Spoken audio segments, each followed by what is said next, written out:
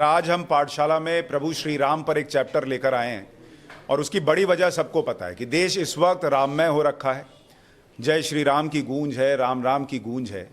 लेकिन हर किसी के लिए राम जो हैं और प्रभु श्री राम की खासियत ही यही है कि सब अपने अपने हिसाब से प्रभु श्री राम को देखते हैं, उनको आत्मसात करते हैं, मानते हैं, लेकर चलते हैं। लेकिन प्रभु राम को लेकर जो बातें हैं, जो कही जाती हैं, विरोधी कहते हैं, पक्ष के लोग कहते हैं, उसको समझना, प्रभु श्री राम को समझना, राम के राज्य को समझना और इस वक्त जो देश में माहौल है इसको समझना है। तो आज हमारे साथ गेस्ट लेक्चरर के तौर पर सुधांशु त्रिवेदी जी जुड़ रहे हैं, जिन्होंने राम पर बहुत रिसर्च की है और वो जो बोलते हैं वो सब सुनना चाहते हैं। बहुत बहुत स्वागत है आपका।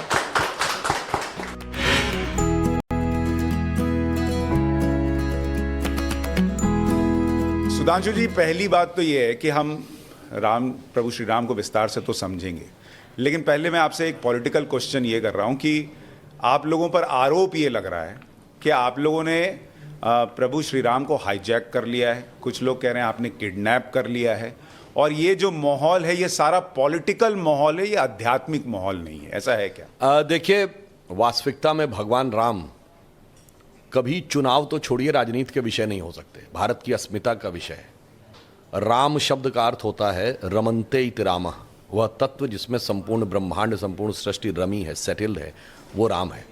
और उसको कोई हाईजैक कैसे कर सकता है? उसको तो ये कहा जाता हरि व्यापक सर्वत्र समाना और प्रेम से प्रकट होए मैं जाना।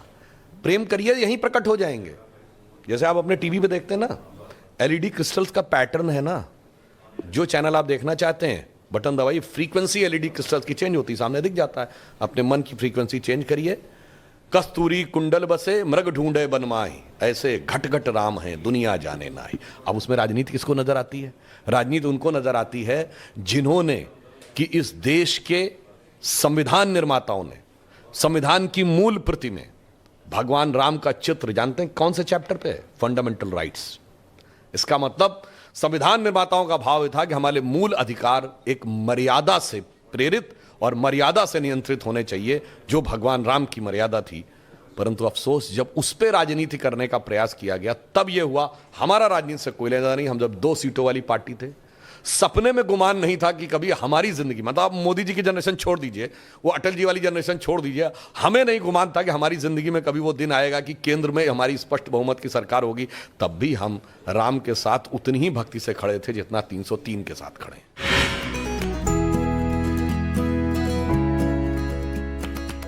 लेकिन आरोप ये है ना कि आप कुछ लोगों को बुला रहे हैं, कुछ को नहीं बुला रहे हैं। कुछ को दिक्कत ये कि मोदी जी क्यों जा रहे हैं, वो तो प्रधानमंत्री हैं, वो धार्मिक कार्यक्रम में क्यों शामिल हो रहे हैं।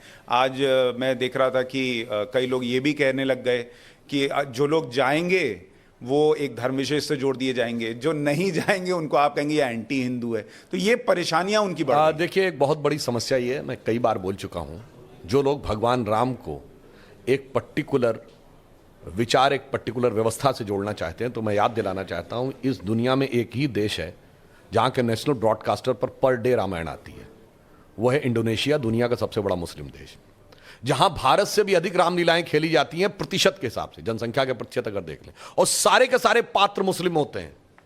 वो है दुनिया का सबसे बड़ा मुस्लिम देश इंडोनेशिया। अगर कोई एक ऐसा देश है जहां की फर्स्ट लेडी मानती है कि उनकी वंशावली भगवान राम से है, तो वो है कोरिया, और जाके चेक करिए, कोरिया में 60% लोग नास्तिक हैं। अगर कोई एक देश है जहां का राजा होल्ड करता है title king Rama the 10th, जो इससे पहले थे भूमि बल अतुल्य तेज किंग रामा द 10th, वो है थाईलैंड, वो हिंदू देश नहीं है। आप ये समझिए। और वेस्ट में चले जाइए तो जॉर्डन रिवर के वेस्ट बैंक पे एक बहुत बड़ा शहर है राम अल्लाह। अल्लाह समझ में आता, उसमें राम कहां से आ गया।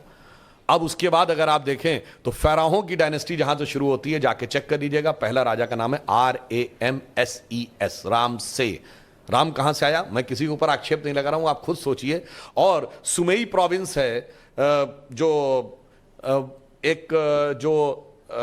इराक और टर्की के बीच में, कुर्दिस्तान के इलाके में, उसमें एक गुफा में एक चित्र मिला है जिसमें एक भारतीय राजा मुकुट और धोती पहने हुए और ऐसे हाथ में बाण लेके खड़े हैं, धनुष लेके, और सामने एक बंदर घुटने के बल यूं बैठा हुआ। तो बताने की जरूरत नहीं कि वो कौन है। और होंडुरास में जाके चेक करिए, मंकी गॉड। होंडुरास कहां है? लैटिन अमेरिका में। तो पूरब से लेके पश्चिम तक अगर आप देखें तो मुझे इस पे जिन लोगों को फिर भी लगता है कि ये हिंदू हैं और उस कारण से उन्हें आपत्ति है, तो मुझे अटल जी की कविता की वो पंक्ति आती है, याद आती है कि मैं अखिल विश्व का गुरु महान, देता विद्या का अमरदान, मैंने दिखलाया मुक्ति मार्ग, मैंने सिखलाया ब्रह्म ज्ञान, मेरे वेदों का ज्ञान अमर, मेरे वेदों की ज्योति प्रखर, मानव के मन का अंधकार क्या कभी सामने सका ठहर। अब आगे समझिए, मेरे स्वर नभ में गहर गहर, सागर के जल में छहर छहर, इस कोने से उस कोने तक, इंडोनेशिया से लेके हॉन्डुरास तक कर सकते जगती सौरभ में, हिंदू तन मन हिंदू जीवन, रग रग हिंदू मेरा बन। वाह।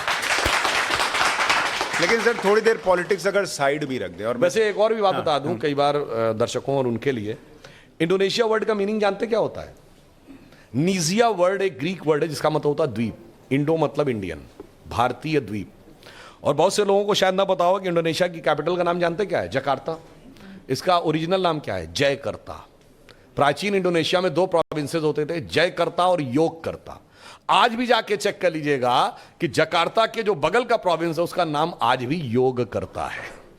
तो इससे आप समझ लीजिए कि यह प्रभाव कितना दूर तक था और संपूर्ण विश्व को मार्गदर्शन देने के लिए था। अब तो रामलला खुद ही टेंट से निकलकर मंदिर में जा रहे हैं, प्राण प्रतिष्ठा हो रही है। अब यहां से देश कहां जाएगा? फिर ये तो सबसे बड़ा अचीवमेंट है भाई कि हम। एक और भी बात बता दूं, भगवान राम का राज्याभिषेक क्या सीधे हो गया था क्या? नहीं, पहले राजा राम को वनवासी राम बनना पड़ा था। छल के साथ उनका राज्य छूट गया था। हमें भी सत्ता बहुत पहले मिल जानी चाहिए थी, छूट गई थी। फिर क्या हुआ था? पहले हुआ था निषाद राज का राज्याभिषेक, माता शबरी का सम्मान, सुग्रीव का राज्याभिषेक। अर्थात भगवान राम यदि केवल रावण वध के लिए ही जन्म लिए थे तो बहुत आसान था, अयोध्या के राजा के रूप में जाते, अयोध्या से न लेके मार देते, उससे धर्म नहीं स्थापित होता। पहले राजा राम वनवासी राम बने, फिर गिरकंदराओं में रहने वाले लोग, वनों में रहने वाले लोग, वानर, रीछ, भालू अर्थात समाज के सबसे कोने में रहने वाले सबको संगठित किया और उस समय की विश्व की सबसे बड़ी शक्ति को परास्त किया और सबको राज्य सत्ता में स्थान दिया। अब आप बताइए, जब जजमेंट आया 2019 में, अब हम लोगों ने भी जब 9 नवंबर 1989 को शिलान्यास करवाया था तो पहली ईंट कामेश्वर चौपाल से रखवाई गई थी, जो आजकल के हिसाब से तथाकथित, क्योंकि हम किसी को निम्न नहीं मानते, तथाकथित निचली जाति के थे। उसके बाद जब जजमेंट आया 2019 में तो हमारे राष्ट्रपति कौन थे? श्री रामनाथ कोविंद, जो अनुसूचित जाति वर्ग से हैं। अब जब भव्य मंदिर का उद्घाटन होगा तो हमारी राष्ट्रपति कौन है? श्रीमती द्रौपदी मुर्मू, जो अनुसूचित जनजाति से हैं। और हमारे प्रधानमंत्री कौन है? मोदी जी, जो पिछड़े वर्ग से हैं। तो जो राम के काल में हुआ कि सबको साथ में लेकर और सबको समाज में सम्मान स्थान देते हुए तब राम का राज्याभिषेक हुआ, वही राम मंदिर के काल में भी हो रहा है। परंतु देखने वालों को इस नजर से समझने की आवश्यकता है। यहां से आपको लगता है कि प्रभु श्री राम की कृपा और बरसेगी, देश और गति पकड़ेगा? मेरा मानना है कि प्रधानमंत्री जी ने कहा था कि ये 25 वर्ष का समय अमृत काल है, यानी जब हमारे 75 वर्ष स्वतंत्रता के पूर्ण हुए और 100 वर्ष तक जाएंगे। ये अमृत काल युवाओं के लिए है, क्योंकि 25 वर्ष बाद हम लोग तो बूढ़े हो गए होंगे। ये बच्चे जो हैं ये आगे किसी महत्वपूर्ण स्थान पर बैठ के काम कर रहे होंगे और देश के लिए योगदान दे रहे होंगे। अभी तो अमृत काल का पहला ही साल था, यानी अमृत काल का उषा काल है। अभी आगे क्या होगा, और ये काम मैं आज की पीढ़ी को बताना चाहता हूं, इतना आसान नहीं था। जब राम मंदिर शुरू हुआ था थोड़ी था कि टाइटल सूट है, मुकदमा लड़ लो। कहीं पहले राम हुए थे कि नहीं, पहले ये बताओ, या अयोध्या यही थी कि नहीं बताओ, अगर थी भी तो ये बताओ कि यहीं पे हुए थे कि नहीं। याद है एक नेता बोले थे कि इतने 1000 कमरे थे तो यहीं पे हुए थे कि नहीं। तो साहब उस जमाने में हम लोगों को याद है जिस ढंग का क्रूर और अत्याचार हुआ था, क्रूरता, तो ये ऐसा था जैसे कि कोई पत्थर में अंकुर उगा देना हो। तो अब जो आप कह रहे हैं ना आगे क्या होगा, आगे भारत का स्वर्णिम भविष्य उठता हुआ नजर आ रहा है। तो मुझे अटल बिहारी वाजपेयी जी की वह पंक्ति याद आती है कि राम मंदिर निर्माण करके हमने ऐसा काम किया है जैसे मान लो टूटे हुए तारों से बासंती स्वर निकाल दिए हो। तो वो कविता की पंक्ति याद है आपको? टूटे हुए तारों से फूटे बासंती स्वर, पत्थर की छाती में उग आया नव अंकुर, झरे सब पीले पात, कोयल की कुहुक रात, प्राची में, प्राची कहते हैं पूर्व दिशा को, प्राची में अरुणिमा की रेख देख पाता हूं, गीत नया गाता हूं, गीत नया गाता हूं। तो भारतीय राष्ट्र और समाज एक नए गीत के साथ प्रस्थान करना चाहिए।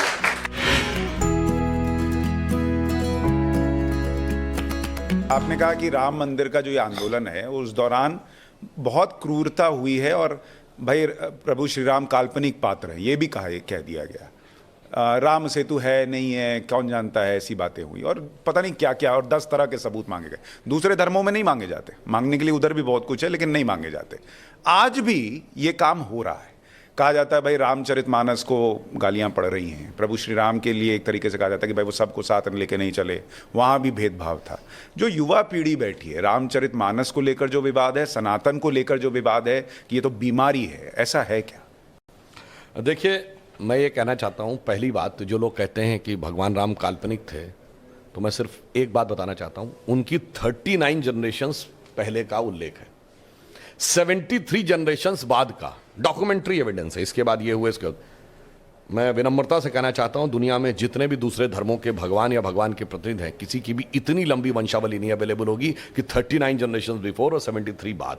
और आज भी ऐसे लोग हैं जो ये बताते हैं कि वो उनकी वंशावली में, और सबसे प्रिसाइज टाइम भी है, जो मैं पहले भी बोल चुका हूं कि ये बताइए कि अगर आपसे पूछा जाए कि व्हाट इज टाइम, आप कहेंगे इस समय शाम का इतना बजा है, ये तो लंदन में कुछ और है, न्यूयॉर्क में कुछ और है, टोक्यो में कुछ और है, तो आपने एक स्टैंडर्ड जीएमटी बनाया, ग्रीनिच मीन टाइम। बट अगर आपसे पूछूंगे absolute measuring parameter of time, वही जो आइंस्टीन की चौथी डायमेंशन है, जो इक्वली एप्लीकेबल ऑन अर्थ और मून, ऑन मार्स और any point in the space in solar system, it is only and it can only be the relative positions of planet. और भगवान राम की तो वो दी हुई, कर्क राशि में गुरु था, मकर राशि में मंगल था, तुला राशि में शनि था, सारी चीजें दी हुई हैं, बाकायदा एग्जैक्ट टाइम दिया हुआ है। और नासा ने जब प्लैनेटोरियम सॉफ्टवेयर में डाला था 7114 ईयर्स बिफोर का आ भी गया था, उसके बाद भी किसी को ये समझ में आए, फिर भी अगर किसी को ये कोई बीमारी की बात लगती है, तो मैं याद दिलाना चाहता हूं, केवल पूजा में जो चीजें यूज होती हैं, एकदम एब्सोल्यूट साइंटिफिक टर्म में आ जाइए। पूजा में यूज होने वाली हल्दी स्ट्रॉन्ग एंटीसेप्टिक है, इसका पेटेंट है, किंतु परंतु का स्कोप नहीं है। तुलसी स्ट्रॉन्ग इम्यूनो बूस्टर है, एंटीऑक्सीडेंट है, इसका पेटेंट है। पीपल का पेड़ सबसे ज्यादा कार्बन डाइऑक्साइड एब्जॉर्ब करता है, यह बाकायदा साइंटिफिकली प्रूवन है। गाय का दूध, A2 मिल्क, जिसमें गुड कोलेस्ट्रॉल अधिक है और बैड कोलेस्ट्रॉल कम है, यह प्रूवन है। गंगा जल ऑक्सीजन कंटेंट सबसे ज्यादा है, यह प्रूवन है। तो साहब, जो चीजें पूजा में प्रयोग होती हैं वो तो डिजीज को समाप्त करने के लिए हैं। फिर भी किसी के दिमाग में डिजीज घुस गई हो तो इसका मतलब वायरस उसके दिमाग में घुस गया। और जानते कौन सा वायरस है? ये है एम वायरस। एम मतलब Marxist virus of 20th century, 19th century, Macaulay virus of 19th century और Marxist virus of 20th century. और वैसे कोई और भी जो आप लोग सोच रहे होंगे, हो सकता वो भी ठीक हो, मैं उससे इनकार नहीं कर सकता, मगर इसका जो समाधान है वो भी एम फैक्टर है, वो है मोदी वैक्सीन। अच्छा, वैक्सीन के भी आपको पता है ना कि मतलब वो एक होती है फर्स्ट डोज, एक होती है सेकंड और फिर बूस्टर। तो बस बाकी समझदार लोग स्वयं समझ सकते हैं। तो मुझे ये भी बताइए कि जैसे बहुत सारा यूथ यहाँ बैठा हुआ है जिनके लिए अमूमन धर्म, मतलब स्पेशली मैंने देखा हिंदुओं में कि यूथ जो है वो धर्म से उतना कनेक्टेड नहीं होता। अरे यार, इसमें क्या साइंटिफिक है, ये पूजा करने से क्या हो जाएगा। क्या प्रभु श्री राम का जो रूप हम देखते हैं आध्यात्मिक तौर पर, यूथ के लिए साइंटिफिक रूप या उसमें जो जुड़ी हुई चीजें हैं, वो आप बता सकते हैं? देखिए, एक बहुत बड़ी समस्या है। हमने कहा ना, मैकॉले और मार्क्स का ये षड्यंत्र हुआ कि हमारे यूथ में सब जो चीजें थोड़ी बहुत भी कोर्स में, सिलेबस में रह गई, सब हटा दी गई। और मैं कहना चाहूंगा कि हिंदू धर्म और हिंदू फैमिली से जुड़े हुए, बल्कि सब लोगों के लिए मैं कहना चाहता हूं, हिंदू फैमिली के जुड़े हुए धर्म, यानी जो हिंदुइज्म से निकले, सिख है, जैन है, बौद्ध है, जो हिंदू परिवार के ही हैं, सब अपने अपने धर्म ग्रंथ पढ़िए, सारा फंडा अपने आप क्लियर हो जाएगा। ये बहुत बड़ा जो आपके दिमाग में स्टीरियोटाइप बना दिया गया, वो सारी चीजें समाप्त हो जाएंगी। भगवान राम के लिए तुलसी ने लिखा है कि कहत परम पुनीत इतिहासा, अंतिम जो चौपाई है, सवन ही हो तो सकल भ्रम नासा, सुनिए तो सारा भ्रम का नाश हो जाएगा। जैसे मैं एक छोटी सी बात बताना चाहता हूं, कभी आपने ये बात, यद्यपि मैं पहले भी बोल चुका हूं, आप बताइए भगवान राम 4 ही भाई क्यों थे? 3 या 5 क्यों नहीं? और अगर 4 भाई थे तो लक्ष्मणी क्यों राम के साथ जाएंगे वन में, और भरत ही खड़ाऊ रख के शासन क्यों करेंगे, और शत्रुघ्न ही अयोध्या में क्यों रहेंगे? क्योंकि 4 भाई 4 पुरुषार्थ के प्रतीक है। धर्म अर्थ काम मोक्ष। भगवान राम धर्म है, शत्रुघ्न अर्थ है, लक्ष्मण काम है और भरत मोक्ष है। अब देखिए साहब, धर्म के साथ काम यानी कामना यानी इच्छा सदैव संयुक्त रहनी चाहिए, इसलिए लक्ष्मण सदैव साथ में रहेंगे। भरत मोक्ष के प्रतीक हैं तो खड़ाऊ रख के यानी धर्म के किसी प्रतीक को रख के तपस्या करेंगे, मोक्ष प्राप्त होगा। और शत्रुघ्न अर्थ के प्रतीक हैं तो इसलिए वो राजधानी में ही रहेंगे, अर्थ कभी छोड़ के नहीं जा सकता। इसीलिए आप देखिए, कहा तो जाता राम लक्ष्मण की जोड़ी, मगर तुलसी बाबा ने लिखा हनुमान चालीसा में कि रघुपति कीनी बहुत बड़ाई, तुम मम प्रिय भरत ही संभाई। क्यों? देखिए, कामना को तो धर्म सबसे प्रिय होना चाहिए, लक्ष्मण को राम प्रिय होने चाहिए, धर्म को मोक्ष। और फिर मैं एक और बात बताऊं, जो लोग कहते हैं ना राजा दशरथ के 3 रानियां क्यों थी, क्यों? इसमें 2 ही जुड़वा भाई हैं। कौन? लक्ष्मण और शत्रुघ्न। एक कामना, एक अर्थ, यानी इच्छा और पूर्ति, तो जुड़वा भाई हैं। और 3 क्यों होना जरूरी था? ये चारों चीजें एक ही स्रोत से नहीं आ सकती। धर्म सतोगुण से आएगा, तो कौशल्या जी सतोगुण का प्रतीक हैं, तो राम की मां है। अर्थ और काम रजोगुण से आएगा, तो सुमित्रा जी रजोगुण का प्रतीक हैं, तो उनसे काम और अर्थ उत्पन्न होगा। और केकई तमोगुण की प्रतीक है, मोक्ष प्राप्त करने के लिए तमोगुण के पार जाना पड़ेगा। इसलिए महाराज दशरथ की 3 ही रानियां हैं, 2 या 4 नहीं। और फिर यहां पे मैं ये भी कह दूं, मतलब इसको कोई अन्यथा ना ले, मैं मतलब ये नहीं कह रहा हूं, इसमें सबसे सुंदर कौन था? केकई। तमोगुण सबसे आकर्षक होता है और अक्सर उसी के पीछे बहुत सारी अनिष्ट की संभावनाएं भी छुपी रहती हैं। तो मैं कह रहा हूं, अगर थोड़ा सा गौर से पढ़ोगे तो एक एक चीज में इतना गहरा अर्थ निकलेगा कि फिर अगर एनी बेसेंट ने कहा था कि for 40 years I have studied a religion by the name of Hinduism, the more you study, the more you love it, the more you get involved, more you respect it, तब जाके धीरे धीरे समझ में। बहुत बढ़िया। ऐसा वैसे लग नहीं रहा कि हम किसी सांसद को सुन रहे हैं, ऐसा लग रहा है धर्मगुरु को ही सुन रहे हैं। और जो आप दृष्टि रखते हैं वो सबके पास नहीं होती, इसलिए हमें लगा कि आपके जरिए। वैसे हम राजनीतिक भी बात बताते हैं। ये देश जिसको आप धर्मनिरपेक्ष कहते हैं, देश धर्मनिरपेक्ष नहीं है, ये धर्म प्राण देश है। क्योंकि इस संसद की लोकसभा स्पीकर के पीछे की जो पीठ है उसके पीछे लिखा हुआ है धर्म चक्र प्रवर्तना है। ये पूरी संसद धर्म चक्र प्रवर्तन के लिए। अशोक का जो चक्र है हमारे राष्ट्रीय ध्वज में, वो धम्म चक्र है, वो धर्म का चक्र है। हमारे सुप्रीम कोर्ट के अमलम में लिखा यतो धर्मस ततो जया। और जिसको कोई कंफ्यूजन हो तो इस देश में जब जब बड़ा कोई आंदोलन खड़ा हुआ है तो उसके मूल में धर्म था। 1857 में खुद ही लोग कहते हैं ना कि कारतूसों को लेके गाय की चर्बी के कारतूस और सुअर की चर्बी के कारतूस कहता है। उसके बाद इस देश में सबसे पहले चेतना किसने पैदा की? लोकमान्य तिलक ने गणपति जयंती के द्वारा। जो आज गणपति जयंती मनाई जाती है यानी धार्मिक आधार के ऊपर उन्होंने लिया। फिर महात्मा गांधी ने कहां से पिकअप किया? राम राज्य के विचार के साथ। और उसके बाद अगर आप देखें देश का धर्म के आधार पर विभाजन हुआ। और उसके बाद अगर सबसे बड़ा आंदोलन हुआ तो गोरक्षा आंदोलन 1967 में। उसके बाद सबसे बड़ा आंदोलन जिसने कि भारत की राजनीति की धारा बदल दी, राम जन्मभूमि का आंदोलन। तो मेरे भाई, यह धर्मनिरपेक्ष नहीं, धर्म प्राण देश है। परंतु धर्म की दृष्टि देखने के लिए भी कम से कम उस ढंग की दृष्टि भी होनी चाहिए।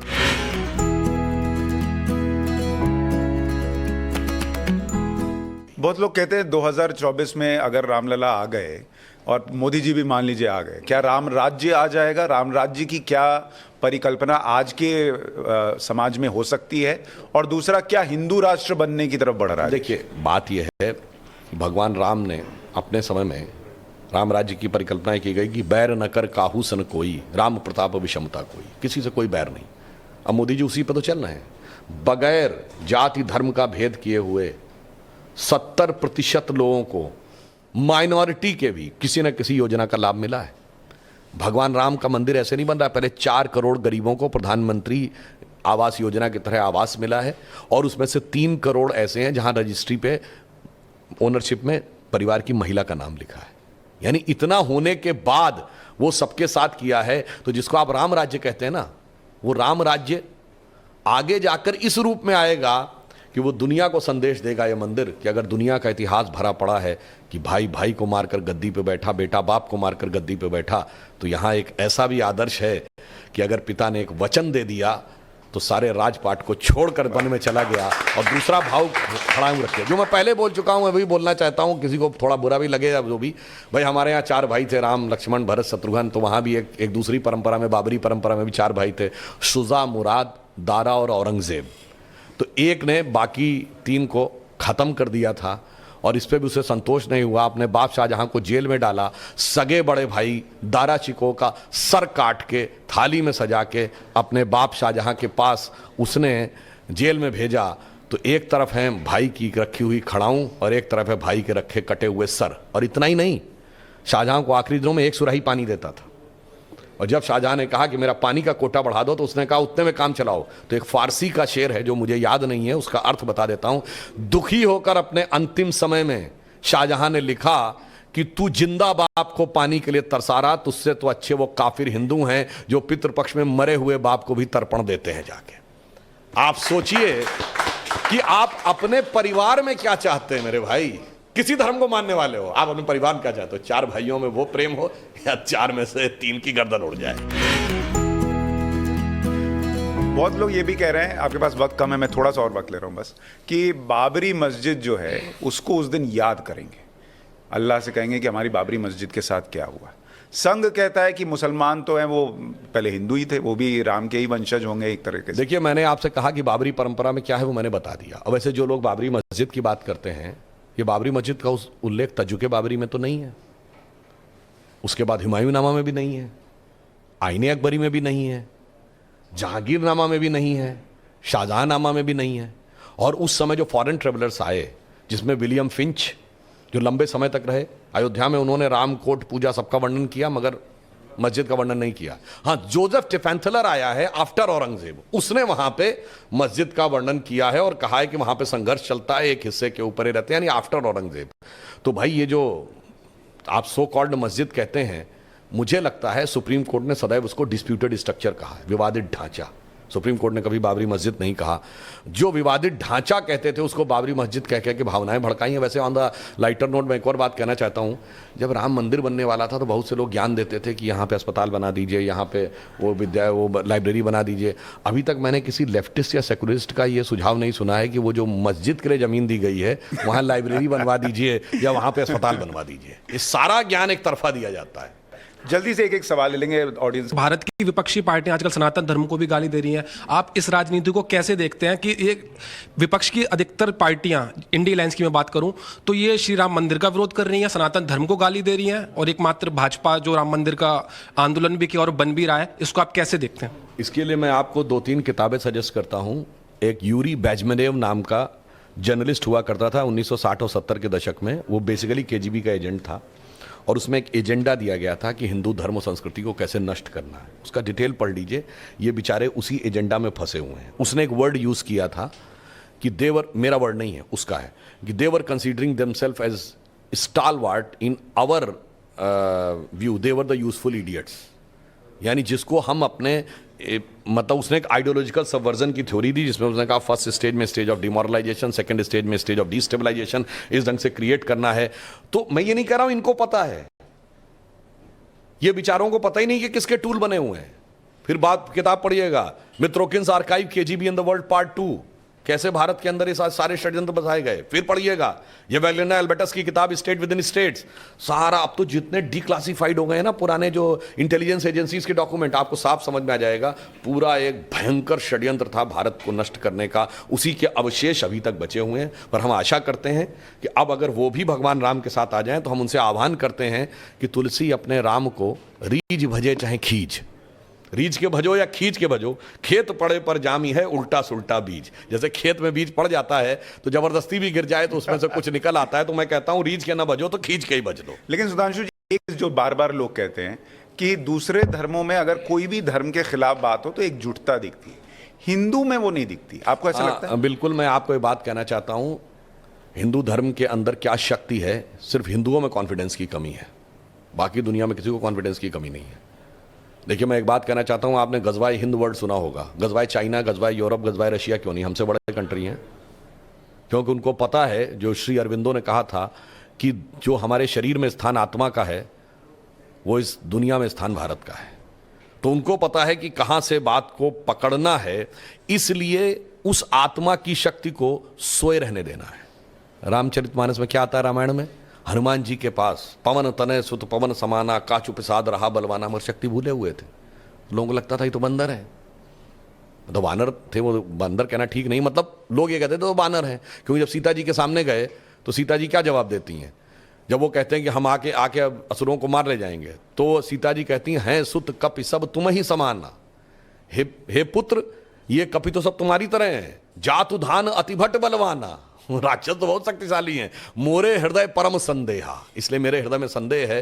तो हनुमान जी क्या करते हैं? सुनी कपि प्रकट कीन निज देहा, विराट देह दिखाते हैं। कनक भूधरा कार शरीरा, समर भयंकर अति बलवीरा। अब ये लोग चाहते हैं कि भारतीय समाज की वो विराट शक्ति उभरने ना पाए, वो सोई रहे, मगर मेरा पूर्ण विश्वास है कि वो धीरे धीरे जागृत हो रही है, और जब वो जागृत होगी तो भारत ही नहीं संपूर्ण विश्व के लिए कल्याणकारी हो। तो अटल जी की इस पंक्ति से समाप्त करता हूं कि स्वतंत्रता को सार्थक करने, जब दर्शन करने जाएं तो समझें स्वतंत्रता को सार्थक करने कमर कसें, अभियान करें, जो पाया उसमें खो न जाएं, जो खोया उसका ध्यान करें।